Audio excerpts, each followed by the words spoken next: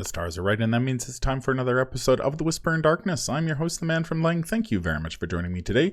On this episode, we are continuing with our reviews of the player cards in the Scarlet Keys Investigator expansion. This time, we're going to take a look at the 3 Guardian customizable cards in the box: Hunter's Armor, Runic Axe, and Custom Modification.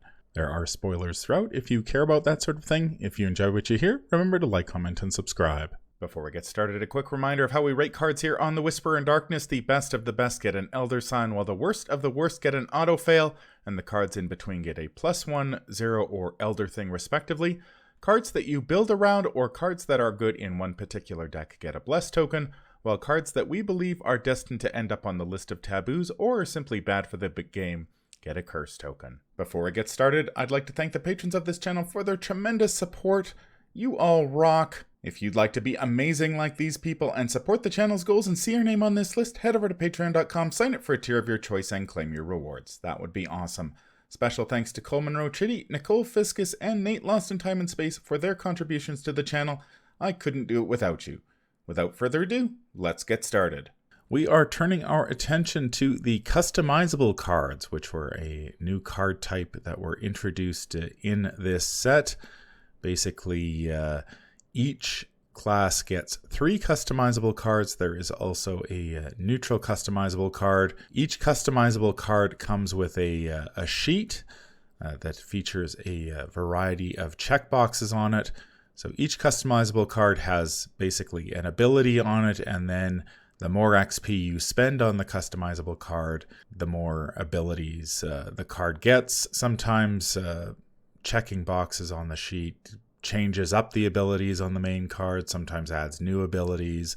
There is a couple of rules videos up on the channel about customizable cards if you're looking for more information about how exactly these cards work, how you spend XP to upgrade them, how you put them in your deck, etc., etc. Now, so we talked a lot amongst ourselves about how we would rate the customizable cards. They are somewhat challenging to discuss simply because besides the basic ability on the cards, some of these have 8, 9, 10 different abilities that you can mix and match as you see fit, which makes them pretty challenging to talk about. Ultimately, we landed on the idea that we're going to talk about the customizable card and then basically just focus on a particular build for that card. We're not saying it's the only build or that there's only one investigator that you can play this build in, but it's just the one that happened to catch our eye.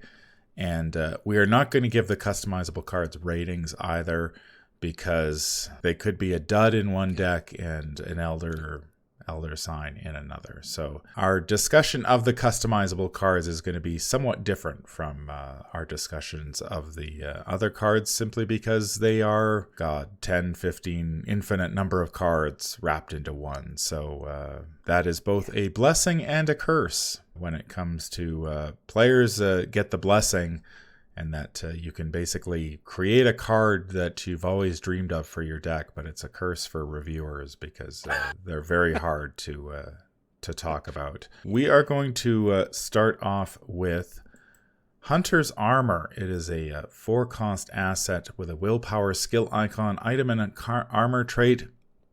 It has the customizable keyword, which they all do. It has 2 health, 2 sanity, and takes up a body slot. Hunter's Armor has 7 potential upgrades, some of which the cheapest one, Enchanted, gives you the relic trait, and it takes up an arcane slot rather than a body slot. Some of them increase the health and sanity of the armor. The most expensive ones, Hex Drinker, after 1 or more damage or horror is assigned to Hunter's Armor from a treachery effect, you may exhaust it to draw a card. And Armor of Thorns, after 1 or more damage or horror is assigned to Hunter's Armor from an enemy attack, you may exhaust it to deal 1 damage to that enemy. So not only can you jack the amount of health and sanity that this thing has, but you can sort of turn it into a guard dog if necessary. Now, I have to say, I have done a video looking at Hunter's Armor in particular. I don't think I would ever play the base card. I think it's overpriced for what it does. But there are quite a few different upgrades that you can add to this that sort of make it more appealing. What do you think about this one, Matastrophic? When looking at Hunter's Armor, I immediately wanted to compare to like the base version of Hunter's Armor. I wanted to compare it to Leather Coat. I want to compare it to Mr. Potters and the Teddy Bear, which are both 0 and provide one of the one of the soaks. I also wanted to compare it to things like True Grit and Something Worth Fighting For, which cost less and provide 3 of one soak. But I think a closest comparison that's like started my thinking on Hunter's Armor is actually Protective Gear from Edge of the Earth.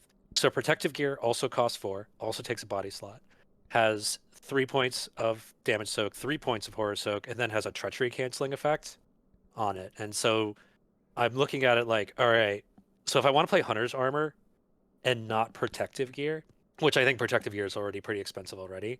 So I've got to do something like really nice that Protective Gear doesn't already do.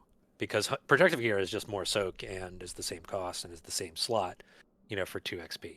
And when sitting and thinking about Hunter's Armor, the one ability that jumps out to me that I think might be really worth considering is Armor of Thorns. 3 checkboxes. So you spend 3 XP, you get the Armor of Thorns benefit on both of your copies of Hunter's Armor, and it's the guard dog like ability that you mentioned earlier.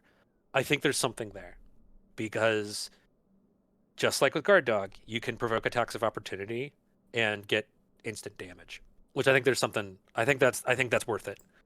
I think there's a lot of cool stuff you can do with that, because actionless damage is always nice. And then what I would do is I would probably combo that with the first ability, Enchanted. So what that does, it doesn't really do much of anything. It just makes it take up an arcane slot instead of a body slot. But that means you can run 2 of them at the same time. And then your second draw of Hunter's Armor is not a waste. So now I'm imagining, all right, it's kind of like I can put 2 guard dogs down at that point, both of them taking up arcane slots. I think that might be worth playing around with. Yeah, that's one thing I did mention in my previous look at Hunter's Armor, is that I think typically Hunter's Armor is the type of card I would only be willing to play one of in a deck. Yeah. Unfortunately, I think the way the XP system works with customizable cards, you're actually kind of punished for that, because then you're spending too much XP for one copy. The XP is really balanced around the fact that you get 2 copies of it. So playing 1 copy of Hunter's Armor is not really ideal, especially if you're pumping a lot of XP in it. You're just not getting the value for your XP like you would with other cards in the card pool. Armor of Thorns is definitely the upgrade that jumped out to me. That one's 3 checkboxes, and after you take damage or horror that is assigned to Hunter's Armor, you can exhaust it to deal 1 damage. It does exhaust, so you're only getting that effect once per turn, but that is definitely the one that attracted me. I would probably combine it with Durable and Hollowed, which add +2 health and +2 sanity, so now you have a lot of room to play with. You can take a ton of damage in horror and ping that back. I think you could probably make an interesting build in a variety of guardians, and possibly off-class guardians with survival knife and guard dog and toe-to-toe. So there you go. You're encouraging enemies to attack you. So whenever they attack you, you're dealing out a ton of testless damage, which is pretty interesting. I think something like Lightweight, which is the Hunter's Armor gets -1 cost, and playing it does not provoke attacks of opportunity. I think that one's nice, but not necessarily essential. Yeah. But it does sort of, so I think Hunter's Armor is a little overpriced, so that one kind of brings it back into line with the others. And then if you have one of the problems with Soak is that you sort of need it on the table when you need it. And Hunter's Armor's, but playing it often provokes attacks of opportunity, so Hunter's Armor can get around that. But I don't think that's necessarily essential. But I don't know how effective this type of build would be, where you're where you're pinging a lot of damage. But I could see, I mean, if you picked up Enchanted as well, so you had 2 of these, that would be, I mean, at that point you've got 8 health and 8 sanity's worth of damage being reflected back on enemies. So yeah, I think that might be worth playing. In fact, the thought I immediately jumped over to, just thinking about this, because I was like, all right, let's say I managed to get 2 of them on the table, or 1 and another spell. That's 2 arcane slots filled. And then I thought Dragon Pull. I was like, okay, Diana Stanley. It's like, yeah, now I have like a protective spell that can reflect damage and power up my Dragon Pull. I'm like, this might be kind of fun. A little expensive, but kind of fun. Am I right? yeah. Yeah, I mean that's the beauty, I guess, of these customizable cards is that depending on which upgrades you choose, you can play them in a whole bunch of different investigators. I had never considered Diana Stanley. I had looked at primarily at investigators like Tommy, who is oh, right, because he can shuffle it back in. He can shuffle it back in, or even somebody like Leo, who between this and all of his allies would have more soak than he knows what to do with. You could sort of go the traditional Guardian route as well with this and just pick up the health and sanity boosters as well as the protective runes, which allows you to assign damage and horror dealt to other investigators at your location, which is pretty standard Guardian fare at this point, albeit a little boring compared to some of the other abilities on this one. Yeah, though there might be something fun you can do if you really want to go all in. You could have protective runes and armor of thorns, so it's like other investigators' attacks of opportunity can deal damage to the enemy doing the attack. There might be something there. And that is the thing about these customizable cards, is that you can plow 10 XP into them pretty easily and really soup it up. So I think you've sort of got to make a decision as to how much you are willing to invest in these particular cards to make sure that you're getting value from the XP you're spending. The next customizable card we're going to talk about is Runic Axe. It is a 4-cost asset that is unique, so you can only have 1 Runic Axe on the table at a time. It has a combat skill icon, item, weapon, and melee trait. Customizable, uses 4 charges. Replenish one of these charges at the start of each round. As an action fight, you get +1 combat for this attack. Before this attack, you may spend any number of charges to imbue the axe with that many different inscriptions. And it starts with 2 accuracy. You get an additional +2 combat for this attack. And power, this attack deals +1 damage. Runic Axe takes up 2 hand slots.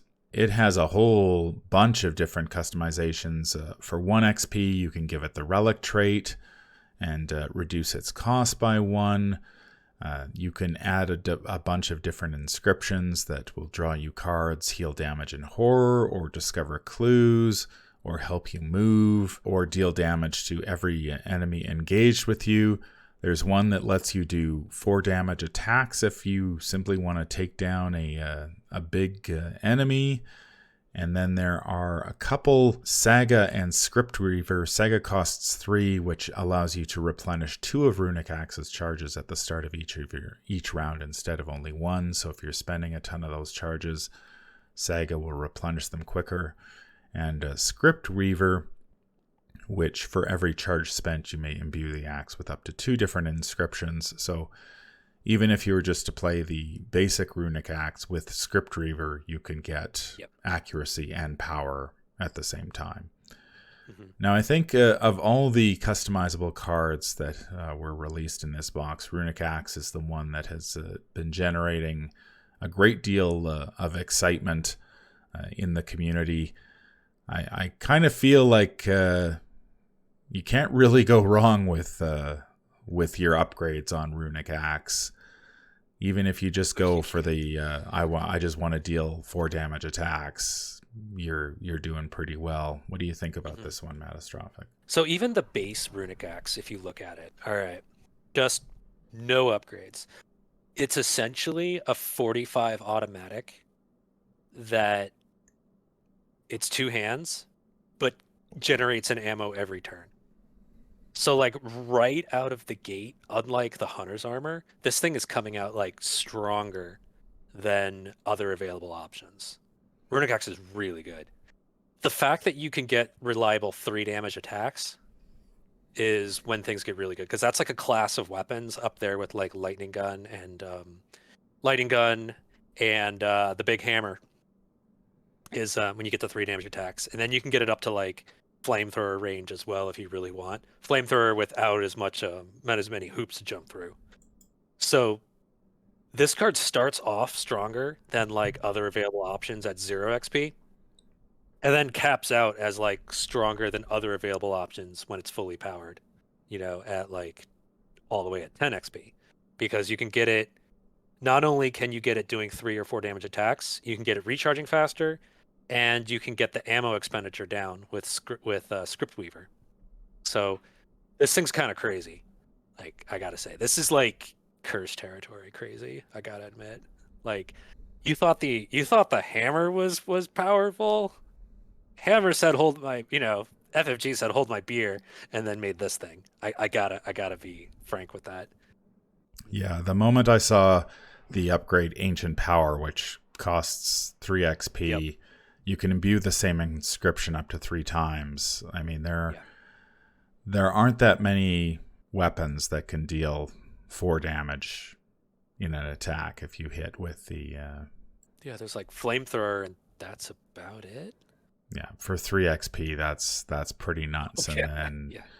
And then you just add everything else is, there's just so many Mhm. different options that it's all gravy at that point. Like if you're taking down bosses that fast, throw on something like Saga, so you're regenerating charges. I mean, that's the one weakness of Ancient Power is like, sure, you can hit for 4 damage, but you're going to be low on charges. But then you add Saga to boost the number of charges you're getting. Yep. So that's one basic build you could go for. The other one I saw that I was kind of curious about, or that grabbed my attention, was going with something like Inscription of the Elders, which if you succeed greater than the shroud of the location, you can discover a clue, including, and then using that with Inscription of the Hunt, which lets you immediately move to a connecting location or engage an enemy at your location, basically saving you an action.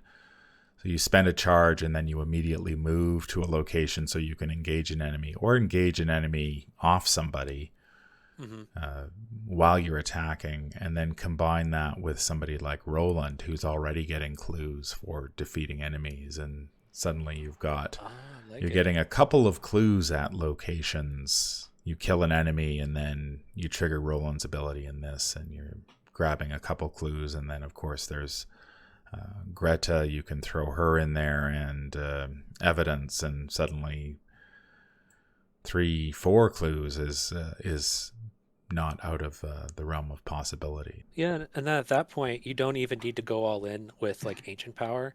You can kind of maybe go with like Script Weaver, and then the idea is you just compress a lot of actions into one fight test. The build that I was looking at when considering this card, actually, so this thing gets pretty crazy at like for a full-on Guardian. But then I started thinking, what about off-class Guardians? Because you don't have to be a Guardian to get this thing to take take Ancient Power and really get the damage going. So immediately I thought Lola Hayes. All right, as I always do. So I think the build I'm thinking of for Lola Hayes is you just do straight up Saga, Ancient Power, 6 XP, limit for Lola, the only weapon you'll ever need. Okay, you replenish. You get to do 3 damage attacks. You can boost it. You could boost the accuracy as much as you need to fight the enemy, and then it replenishes 2 charges a turn. Ancient Power, Saga, Lola Hayes, last weapon you ever need. Turns her into a fully capable fighter with just 1 card. You don't even have to boost her combat like any other way. Maybe add some overpowers or darings, and then you're good to go. Yeah, that's what I'm thinking. Yeah, I don't think you can really go wrong with with many of the upgrades on Runic Axe. There are a few that I'm kind of iffy on. I think sort of Fury. Yeah. That means you have to be engaged with lots of different enemies, which I don't think happens happen all that often. Yeah. So that one seems like a bit of a waste. But I mean, immediately moving or engaging is really good. I mean, if you want to help out with clues, Inscription of the Elder is good. Yeah. I mean, Guardians don't have tons of card draw, so if you go for Glory, suddenly you're drawing a card, healing a damage or a horror, and you could combine that with Soul Sanctification to... Oh, that's right. to get +2 on an ability. Yeah. So there's lots of different things you could do with this one. So yeah, we're not rating the cards, but of the customizables, this one is I think pretty much near the top of the heap. Yeah, I would not be surprised if this gets tabooed along with the hammer, because it's just it's so strong. Yeah, as like a one-stop shop for a weapon. The next customizable card is Custom Modifications. It's a 3-cost event that has a combat and agility skill icon, upgrade and supply traits. It is customizable. Attached to a firearm asset you control, limit 1 per asset. As a reaction, when you reveal a non-tentacle chaos token while attacking with the attached asset, exhaust Custom Modification, cancel that chaos token and return it to the bag and reveal a new one. So Custom Modifications has 6 possible upgrades. For as little as 1 XP, you can get Notched Sight, which lets you perform an attack with the attached asset against an enemy engaged with another investigator, and if you fail, it deals no damage. So removes the chance of you accidentally shooting your friend in the face. You can get Extended Stock, which adds +2 to your combat while attacking with the asset. There's Counterbalance, which lets you, whenever you attach another upgrade card besides Custom Modification to the asset, you get to draw a card. Leather Grip means Custom Modification costs only 2 resources and gains fast, which is nice. And the final 2 are Extended Magazine and Quicksilver Bullets. Extended Magazine costs 3, and after an ammo is spent from or placed on attached asset by another event, you place 1 ammo on attached asset. And Quicksilver Bullets, if you succeed by 3 or more while attacking with the attached asset, this attack deals +1 damage. So what do you think about Custom Modifications? So I think Custom Modifications really suffers from the problem of you're double paying on XP. Because often enough, I'm thinking the classic custom ammo. Can't remember which set that's from, but that's a classic use. You put that, you get your big 2-handed gun, you play custom ammo on it, and then all of a sudden it's dealing 3 damage per attack. This is kind of the same way, because remember, it's limit 1 per asset. So if you're putting it on your big gun, you really don't need another one. So what this means is that the customizations, you're really paying double XP for them, which is kind of unfortunate. That being said, the base custom modifications is actually pretty decent. You get to reroll a skill test once a turn. That's pretty good. I'd pay 3 for that. If I'm playing like Tommy and Becky, or like Leo and his Bar, or Mark Harrigan and his like Thompson or something, like that's actually pretty good. Like, I'd consider taking this. I like how it's a supply card, so it can go on Stick to the Plan. So you can use this kind of like how you would stick like extra ammunition or custom ammunition on Stick to the Plan. You could stick Custom Modifications on Stick to the Plan. So I kind of like this card even without going down the hole of customizations. I think the base version's pretty good. Yeah, that ability to draw another chaos token is very, very nice, and not something that Guardians have access to, or at least pure Guardians have access to very easily. Of course, if you're playing this is more like a survivor ability, certainly like a Wendy ability.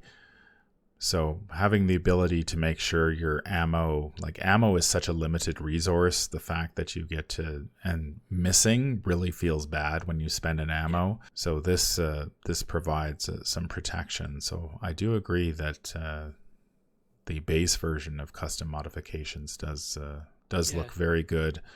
It is kind of unfortunate that you are probably going to overpay for a lot of the abilities on this one, simply because it is limit 1 per asset. So if you're attaching this to, say, your shotgun or some other big two-handed weapon, you're probably not playing the second copy. I guess you could play a bunch of small guns, but that's slow because you got to grab the custom modifications, you got to put it out there. I mean, at that point, leather grip starts looking pretty good, because then at least they're fast if you're putting them on small guns. So that's not so bad. So of the customizations, so I started looking at them thinking, all right, given that I'm only playing one copy, which ones seem good? And I landed on Quicksilver bullets because any way to turn a 2 damage gun into a 3 damage gun is definitely worth considering. Plus you could combo it with other things like enchant weapon, custom ammo, vicious blow to make that that 2 damage shot become a 3, 4, 5. I think Quicksilver bullets might be worth paying for, like if I'm running like a full-on high combat guardian. If I'm running like more generalist, like 3 or 4 combat monster slayer, extended stock, I might pay 2 XP for that. Yeah, because it is +2. And +2 is pretty good. Like that's, especially if it works on every shot, I might take that. Yeah, one of the combos that I was looking at was counterbalance and extended magazine. So you're, after each upgrade card other than custom modifications is attached, you get to draw a card, and then extended magazine gives you ammo for attaching assets. So you could play that with, put that on your stick to the plan, and then you combine that with, say, custom ammunition and well maintained. So you're So you're getting extra bullets with custom ammunition, and then you're getting even more bullets because of the extended magazine. And then you're also getting a card out of the mix as well, which is... Yeah, I'm not a huge fan of decks like that because there's so many moving parts, and it is kind of slow that you've got to sort of get the gun down. Then you got to get the custom modifications on it. Then you got to get your custom ammunition and well maintained and stuff like that. I mean, I believe it's well maintained is the one where you get to bounce all the upgrades back to your hand. Oh yeah, I know what you mean. If necessary, which is, I mean, one of the problems with loading up a bunch of attachments on a gun, because you tend just to replay your second copy of the gun when it runs out of bullets. So you've either got to find a way not to run out of bullets or have some way of getting all those attachments back into your hand, or you're going to be losing in the long run, I think. Yeah, extended magazine looks like it could be really interesting because there are a decent amount of cards that spend ammo. That's the interesting one. Because I'm thinking something like Eat Lead, which is kind of bad, because it costs extra ammo, and ammo is so valuable. But if at least you have extended magazine getting your back and replenishing it, I'm like, okay, that's not too bad. There might be something there. You know what really powers this whole thing? It's stick to the plan. Let's be honest. Stick to the plan is kind of what makes this whole train leave the station, I gotta admit, because then you don't have to draw the things in the right order. Yeah, that's so much XP. That's the nice thing about the fact that it has the supply trait, so custom modifications goes on stick to plan, and you've got it.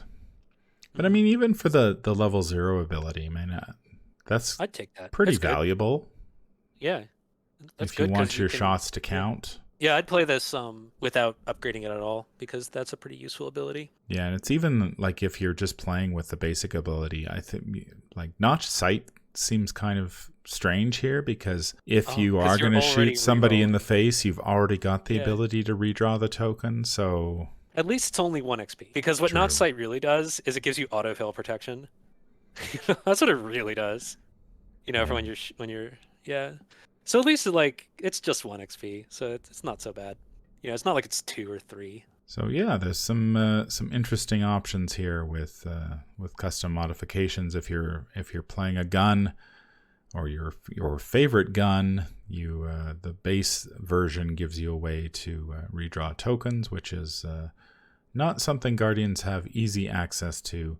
And then from there, you can either go all in on just boosting the damage of the gun and the combat bonus, or you can get a little bit tricksy and play around with a whole bunch of upgrades to draw yourself cards and add a whole bunch of bullets to it. So a couple different options there. And one of the nice things is that you can play this basically in any Guardian, right? As long as a Guardian can wield a gun, custom modifications is an option. That's going to do it for our look at the customizable cards in the Guardian class. Let us know in the comments down below what you think. Have you had a chance to play with these customizable cards? How did they perform for you? Any final thoughts, Matastrophic, on this bunch? Runic Axe. Oh my gosh, Runic Axe. Yeah, Runic Axe seems of the lot by far the strongest. I'd say of the remaining two, probably custom modifications is a little more interesting to me than Hunter's Armor. Although, if you built the you attack me and suffer a great deal of pain Hunter's Armor build, that might be interesting to play around something with. There. But if you're looking for just sheer raw power, you can't really go wrong with Runic Axe. Pretty much every upgrade on that one is a good one, and doesn't take much to get a lot of different abilities on it. That's going to do it for this episode. If you enjoyed what you hear, remember to like, comment, and subscribe. If you need to contact me, I can be reached at manfromlang@gmail.com. I'm also on Twitter at manfromlang. Until the stars are right, keep your shotgun close and your elder sign closer. Take care out there, and happy investigating.